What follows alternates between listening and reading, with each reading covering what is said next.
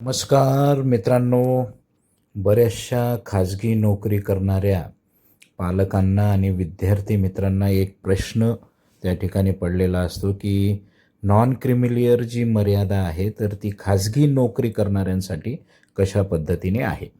तर मित्रांनो, आपण बघत असतो की बरेचसे खाजगी नोकरदार त्या ठिकाणी कंपन्यांमध्ये काम करणारे असतील किंवा काहीतरी प्रायव्हेट जॉब करणारे असतील.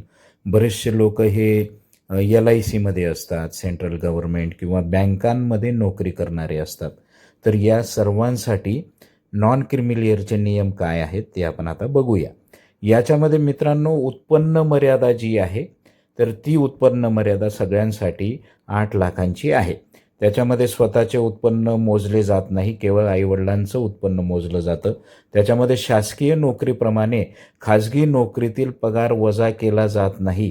पगार, बोनस आणि इतर सर्व भत्ते त्याच्यात धरले जात असतात. जे लोक सरकारी बँका, LIC, PSU किंवा इतर ठिकाणी काम करणारे जे लोक असतात तर त्यांची पदे सुद्धा गट अ आणि गट ब याच्याप्रमाणे समकक्ष मानून त्यांचे उत्पन्न मर्यादा त्या ठिकाणी ठरवली जात असते. त्यासाठी त्यांचा IT रिटर्न भरलेला फॉर्मसुद्धा आवश्यक असतो. त्याच्यावरून त्यांचं उत्पन्न ठरवून मग ते नॉन क्रिमिलियरमध्ये बसता किंवा नाही हे ठरवलं जात असतं.